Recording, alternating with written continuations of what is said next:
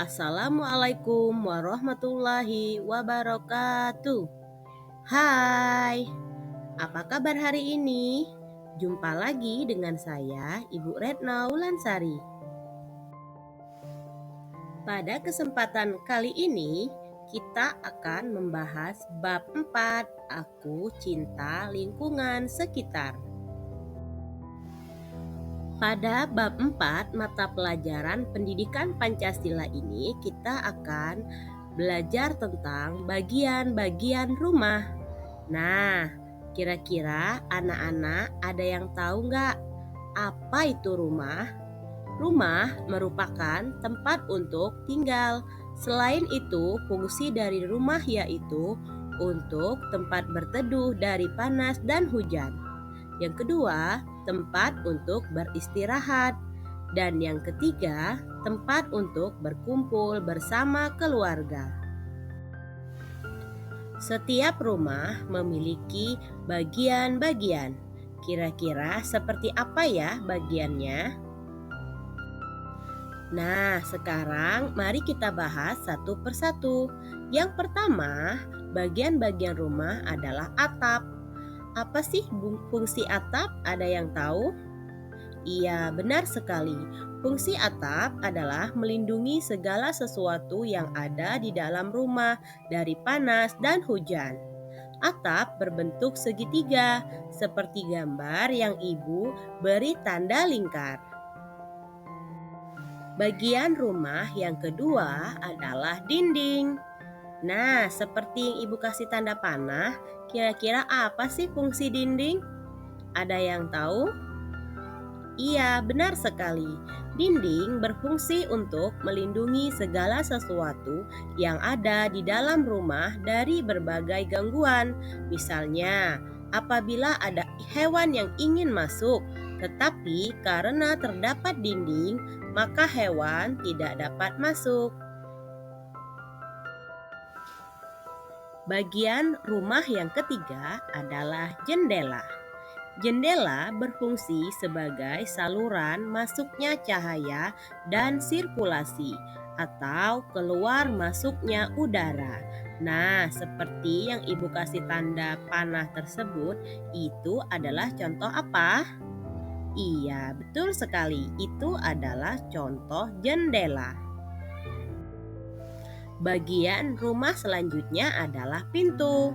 Ibu rasa anak-anak pintar ibu ini semua rumahnya pasti memiliki pintu, bukan? Iya, tentu saja. Nah, kira-kira apa nih fungsi dari pintu? Iya, betul sekali.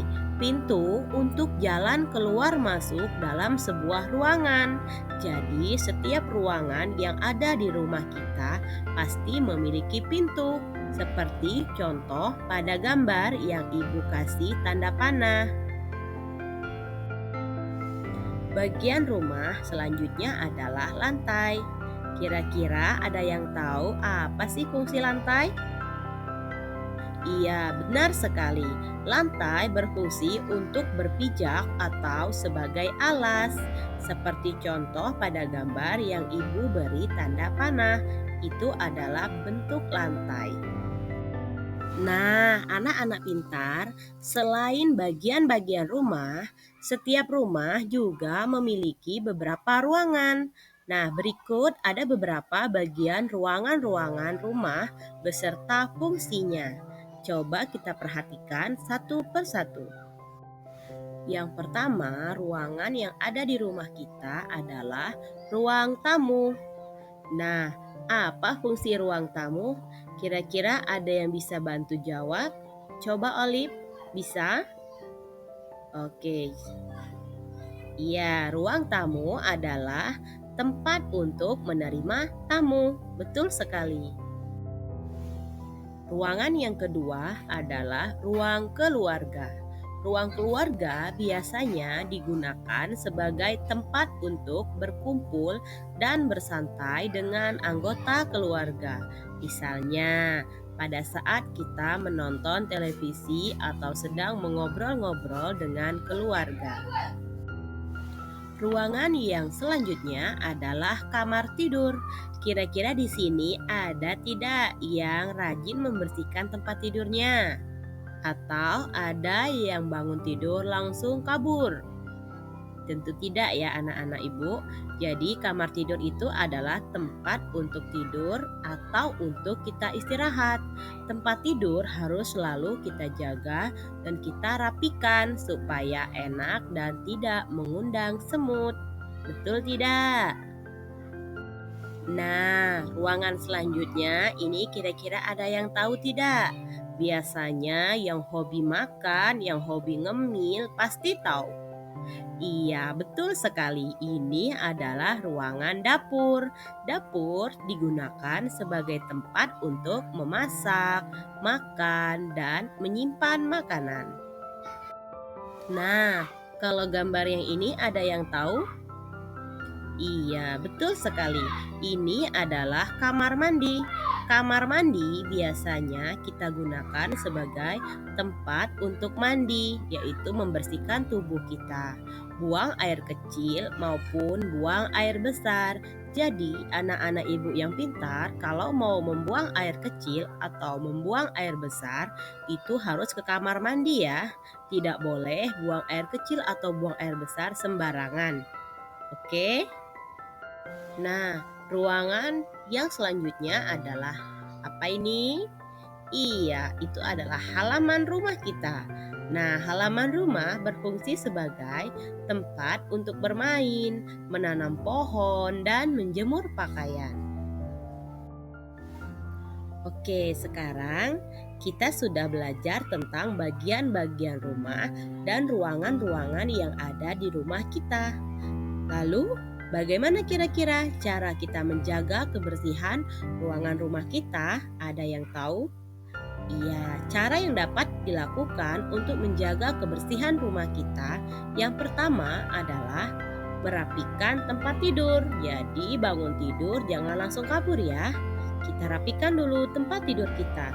Yang kedua, meletakkan sepatu di rak sepatu. Yang ketiga, membuang sampah pada tempatnya.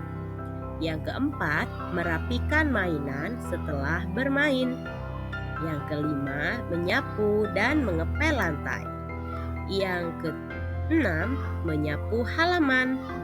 Yang ketujuh, menyiram dan memotong tanaman. Yang kedelapan, membersihkan jendela. Dan yang kesembilan, membantu mencuci piring. Ada nggak yang di sini yang rajin mencuci piring, membantu ibunya? Iya, pasti ada ya. Yang rajin menyapu halaman, yang rajin menyapu rumahnya, membuang sampah pada tempatnya, itu semua ada pada gambar yang ibu sajikan.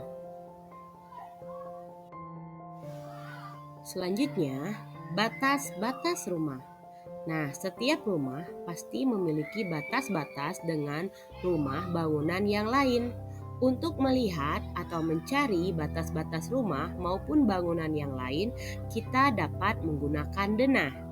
Batas-batas rumah ada batas depan, ada batas belakang, batas samping kanan, batas samping kiri, batas utara, batas selatan, batas barat maupun batas timur. Misalnya di depan rumah Feby ada rumah Zahra. Atau contoh yang lainnya, di depan rumah Ahmad misalkan ada rumah Doni, atau di belakang rumah Doni ada rumah Cika. Nah, seperti itu ya. Jadi artinya kita memiliki batas-batas dengan rumah tetangga kita. Bisa dipahami kan? Berikut cara menjaga lingkungan sekitar. Nah, cara yang dapat dilakukan untuk menjaga kebersihan lingkungan sekitar rumah kita, tentunya anak-anak ibu sudah tahu ya. Yang pertama adalah membuang sampah pada tempatnya. Artinya kita tidak membuang sampah sembarangan. Yang kedua, tidak menebang pohon. Artinya pohon-pohon yang ditebang harus pohon yang dipilih benar-benar yang sudah tua. Jangan kita tebang pohon yang masih kecil-kecil ya. Yang ketiga, mencabut rumput yang mengganggu tanaman. Yang keempat, mengumpulkan sampah yang berserakan.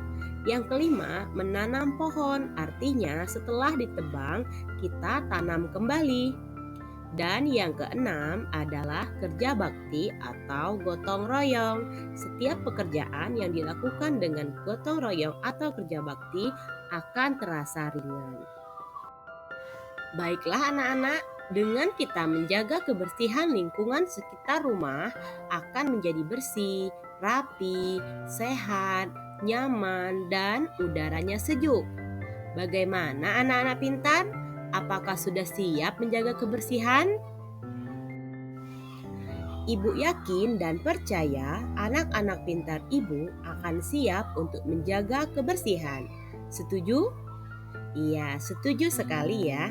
Nah, untuk bagian penutup, Ibu sampaikan kembali bahwasanya rumah merupakan tempat tinggal yang harus kita jaga dan kita rawat. Mulailah mencintai lingkungan dan rawat sepenuh hati. Dadah. Assalamualaikum warahmatullahi wabarakatuh.